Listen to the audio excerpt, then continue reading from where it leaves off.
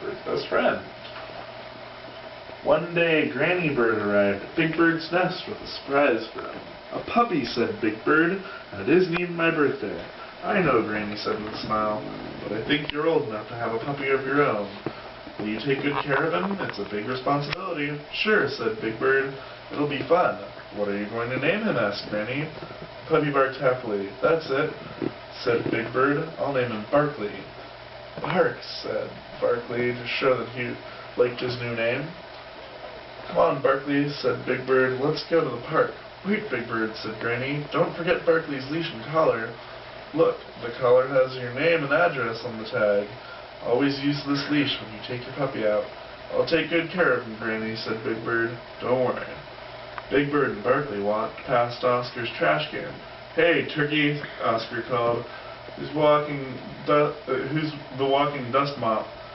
"This is my very own puppy, Barkley," Big Bird told him. "A dog, eh?" said Oscar. "It's not as great as having a pet worm like Slimy here, but not bad." Big Bird met his Sesame Street friends in the park. "Hello, Big Bird," said Grover. "Who's your adorable furry friend?" "This is my dog, Barkley," Big Bird introduced him proudly. "Neato," said Bert. "I'm partial to pigeons, of course, but dogs are good pets, too." "Barkley," said Prairie Dawn, "meet my dog, Wrestler." Wrestler barked hello. May we play with Barkley?" asked Tully. "Sure," said Big Bird, "but he's just a puppy, so be gentle with him." Barkley had a wonderful time playing in the park. He played tag, he played hide-and-go-seek, but his favorite game was baseball. Big Bird and Prairie Dawn walked their dogs back to Sesame Street. "It's time for Barkley to eat," Prairie said. "Oh, I'll give him a nice bowl of bird seed," said Big Bird. "Oh no," said Prairie. "Puppies have their own special food. They need to eat a little meal 4 times a day. And they always need a bowl of fresh water." Prairie Dawn fed Barkley and Wrestler, and they ate every bite. "Barkley looks sleepy," said Prairie Dawn.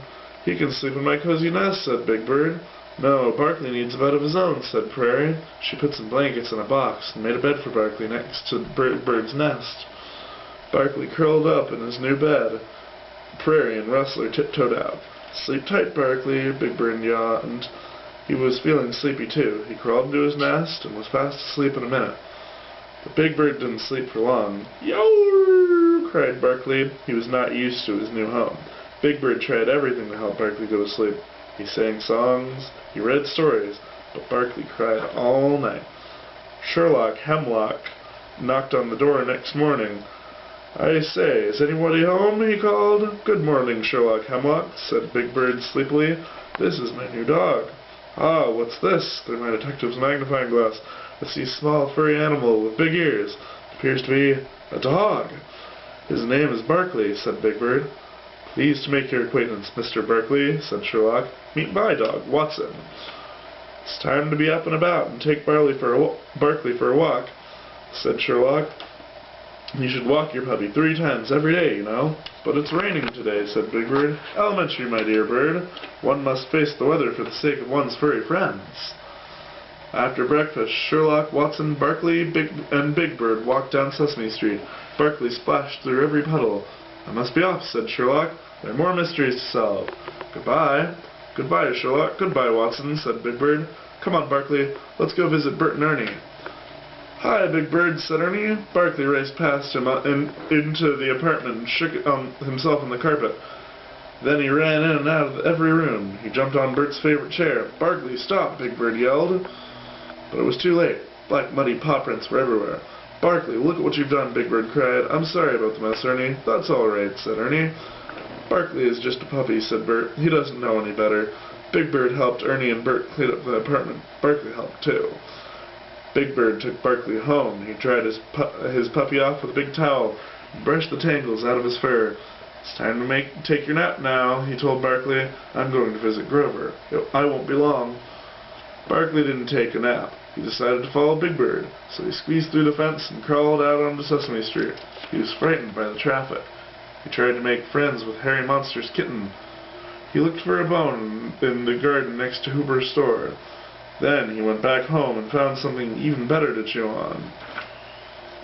"Barkley!" Big Bird cried when he saw what Barkley had done. "That was my lucky glove." Maria, who was out walking her dog, Perito, heard Big Bird. "What's wrong?" she asked. "Barkley chewed up my baseball glove." Big Bird was close to tears, "and I had to walk him even in the rain, and he tracked mud all over Ernie and Bert's apartment, and he cried all night long, and Big Bird, Barkley is only a puppy," said Maria. "He needs you to take care of him."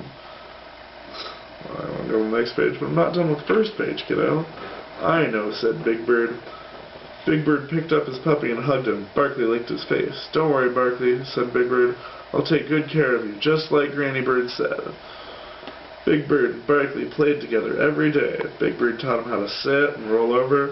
Maria brought a rubber ball for Barkley to chew on. One day, Granny Bird came to visit. Rustler, Perito, and Watson were eating lunch with Barkley. "How is Barkley?" Granny Bird asked.